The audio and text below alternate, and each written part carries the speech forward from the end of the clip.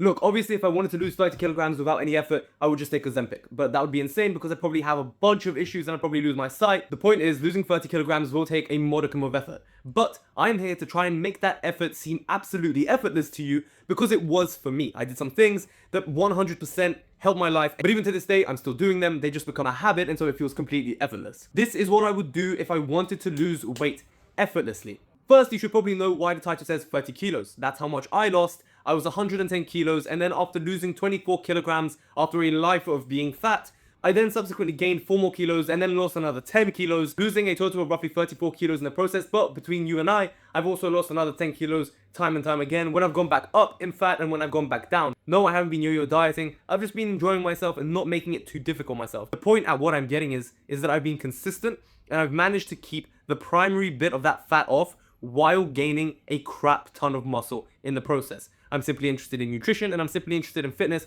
and this is how I made it effortless for myself, and it could definitely work for you if you just put in a little bit of effort. But the entire goal of this video is quite literally to make it effortless, so let's get right into it. First things first, lifestyle changes are the obvious go-to here. If you can build habits that you actually like performing around the way you live your own life, then that'll make sticking to a lower calorie lifestyle that much easier. All of a sudden you're going to be thinking, when do I want Burger King, as opposed to when do I want to eat healthy. Yeah, it's a complete shift in reality there. For example, you could start walking 10,000 steps every single day. Now that sounds like a big number, but hear me out.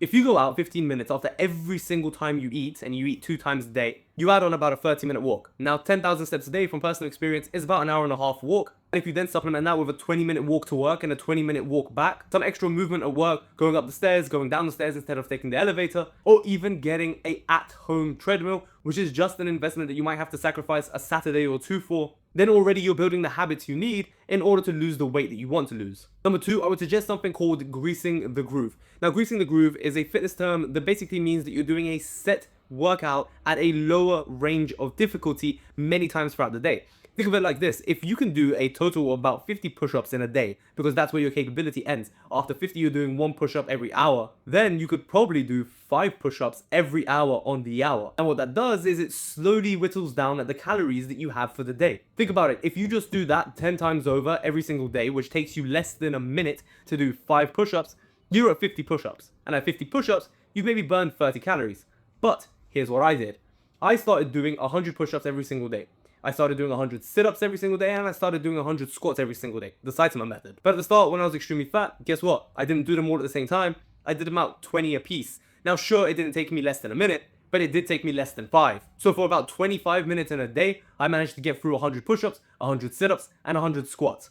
And that, my friends, is just about 150 calories. However, more importantly, you get your body moving, you get it active, you get it motivated to do something extra. You get it motivated to go out and move those 10,000 steps if you need to, or you do the 10,000 steps to get you motivated to do this movement if you need to. The point is that it adds up, it doesn't take much of your time, and in about a month you'll find yourself doing about 50 push-ups in a row instead of only 20. Yeah, you'll be surprised how quick things compound, because fat loss is a compound game. It's a lifestyle, it's prolonged, it takes time. So whittling away a little bit here, a little bit here, and a little bit here will definitely get you there. And funnily enough, the slower you go, up to an extent of course, the more sustainable it is in the long run. Number 3, on the topic of habit changes, one of the ways you can make a change is to change the way you eat. What I mean to say by this is change the little things that you're not really going to notice throughout the day. For example, next time you go into the supermarket, don't have full fat cheese, get 50% cheese. You're still going to be eating the same volume of cheese, but the calories are quite literally going to be halved. So if every day you're at maintenance calories and you're not losing any fat, well, all of a sudden, you'll end up losing about 100, 200 calories every single day that you eat cheese. Do this with yogurt, do this with milk. If you want something sweet, start pre-batching it and make low-calorie versions at home. It takes more effort, but it gets you to your goal. And if you pre-batch intelligently, you'll have it for a lot longer time than if you just go out to the shops, get something, and scuff it down in one day. Think about it like this. If you have to keep going to the shops over and over again, you're wasting time, you're wasting money, and you're getting fatter. But if you buy everything in bulk, then pre-batch, then cook it all, and then have it for the week, you go to the shops less, so it's less effort for you, you spend a lot less money, and you stay healthy within the ranges that you need and probably get all the protein that you need in a day. Now, this can also extend to a number of things. Take myself for example, I love eating sandwiches and I love eating pizzas. But it just so happens that sandwiches come with 2 slices of bread, and every once in a while those 2 slices of bread are a bit too big. So what did I start doing? I started taking away 1 slice of bread. That's a small habit change that I've done. Very rarely will I eat a sandwich with 2 slices of bread. Now, I still do, I enjoy that sometimes, but it's rare. To be honest with you, 1 slice of bread sates me enough. It literally scratches that sandwich itch that I have. And actually, I even prefer it, because sometimes when you have 2 slices of bread, it's too many carbs. It's too much bread. There's not enough middle ground, and so you just don't get enough of the chicken or the guac or the lettuce that you have in that sandwich. Doing it with just 1 slice actually makes it more palatable. And the same can be said with pizza. The next time you order from Domino's, get the thinnest crust possible. From personal experience, it's actually crispier, it's more delicious, and if you get it without cheese, you can put your own cheese on it and get even less calories. Anyway, the point isn't that you get pizza without cheese, the point is that you make some nutrition changes that don't really affect your life. Either way, you're gonna go to the supermarket, and either way, you're gonna buy the things that you wanna eat, so you might as well make those things low calorie, still hitting the same spot and oriented towards you achieving your goals. And finally, I wouldn't sweat the small details in life. Just because you're on this health kick or you're on this diet or you want to cement those habit changes doesn't mean that you can't let yourself off once in a while. But I would argue you should be intuitive with it.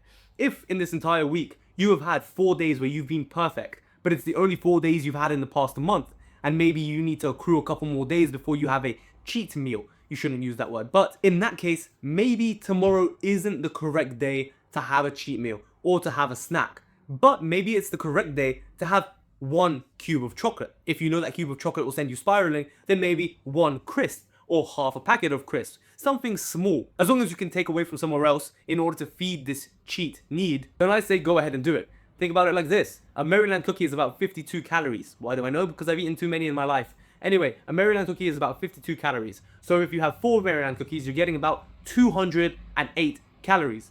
Now, that could just simply be, at the end of the day, you don't have your yogurt with banana. You have your yogurt with honey and strawberries. And you take away the calories from the banana. And maybe you're not going to be in that extreme 500 calorie deficit that you usually are, but you're going to be damn close. 400 calories deficit is still just as good, if not certainly better, than 500 calorie deficit, especially if it's going to keep you on track. Making habit changes are an absolute game changer because it requires absolutely no motivation. It requires you to have absolutely no inspiration, and you don't have to have absolutely any discipline. Well, bar the first couple of weeks in which you make those changes. But even the discipline required isn't much. Think about it. You go to the shops and instead of buying full fat cheese, you just move 1 little bit to the left, and there it is, the low-fat version of the cheese that you're craving anyway. You also don't have to count any calories, and you also don't even need to go to the gym. Every change that you can make, and everything I've listed here, can literally get you to lose 100 kilograms or more without virtually any effort at all from your part. Let's try this. You go off today and you simply try making 3 changes tomorrow.